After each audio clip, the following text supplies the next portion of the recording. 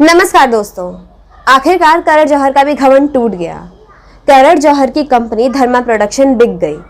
25 साल तक करण जौहर ने यशराज फिल्म्स, शाहरुख खान और बॉलीवुड के कई बड़े बड़े हीरो हीरोइनों के साथ मिलकर खूब दादागिरी दिखाई, खूब कैंपबाजी करी, नेपोटिज्म को बढ़ावा दिया और आउटसाइडर्स का मजाक उड़ाया।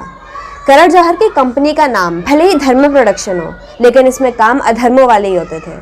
तो आखिर करण जौहर की कंपनी को किसने खरीदा, ये तो मैं आपको आगे बताऊंगी, लेकिन उससे पहले जान लीजिए कि आखिर करण जौहर की कंपनी बिकी क्यों।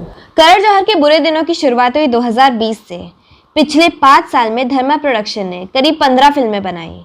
इनमें से 2 ही फिल्में क्लीन हिट हुई, एक थी सूर्यवंशी और दूसरी रॉकी और रानी की प्रेम कहानी। बाकी सारी फिल्में जैसे कि गुंजन सक्सेना, द कारगिल गर्ल, गहराइयाँ, Jug Jug Jiyo, Liger, selfie, Mr and Mrs Mahi समेत तमाम फिल्में फ्लॉप हुई।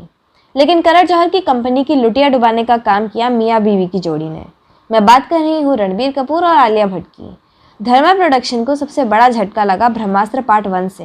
ये झटका कितना बड़ा था, इसका अंदाज़ा आप इसी बात से लगा सकते हैं कि ब्रह्मास्त्र पार्ट 1 के बाद पार्ट 2 बनने का भी प्लान था, लेकिन अब ये प्लान कैंसिल कर दिया है। इस फिल्म पर बहुत पैसे खर्च किए गए, लेकिन पिक्चर चली नहीं। मजबूरी में फेक कलेक्शन देने पड़े। आप आज भी अगर ट्विटर पर ब्रह्मास्त्र फेक कलेक्शन लिखेंगे तो काफ़ी सबूत दिखेंगे।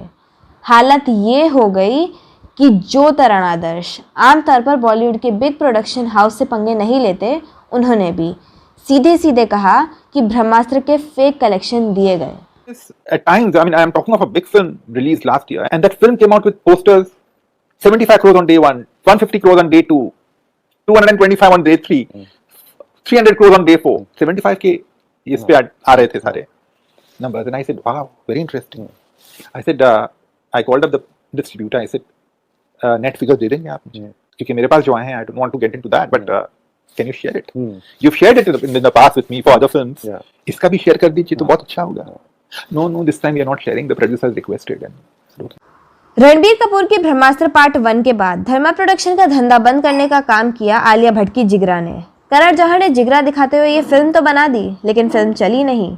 जिगरा का लाइफ टाइम कलेक्शन करीब 30 करोड़ रहा।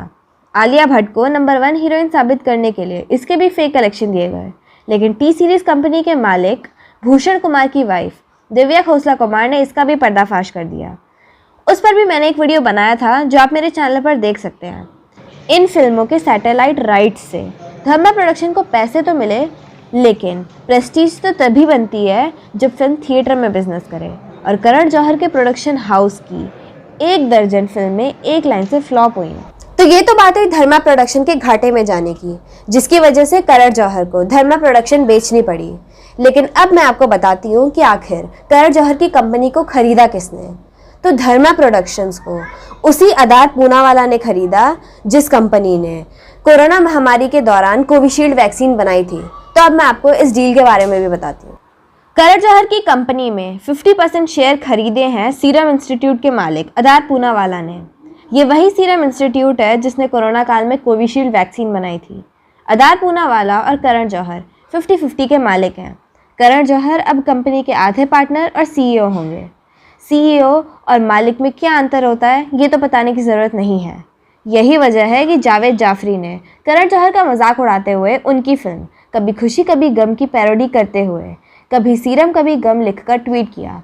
हालांकि बाद में उन्होंने ट्वीट डिलीट कर दिया। हालांकि अभी धर्मा प्रोडक्शन में करण जौहर का 50% हिस्सा बाकी है, लेकिन वो दिन दूर नहीं जब करण जौहर को अपना बाकी बचा 50% हिस्सा भी बेचना पड़ सकता है, क्योंकि करण जौहर की Dharma production NRI audience, south Delhi और साउथ मुंबई के टेस्ट की फिल्में बनाती है, और बॉलीवुड में अब इन फिल्मों का टेस्ट आउट हो चुका है। इसीलिए अगर करण जौहर ने अपने आप को आने वाले दिनों में नहीं बदला, तो फिर वो बॉलीवुड से आउट भी हो सकते हैं। आप क्या सोचते हैं इस बारे में? कमेंट बॉक्स के थ्रू जरूर बताइएगा। वीडियो पसंद आए तो वीडियो को लाइक एंड शेयर करें, चैनल को सब्सक्राइब करें, साथ ही बेल आइकन प्रेस करके ऑल नोटिफिकेशन ऑन करना ना भूलें। Thanks for watching.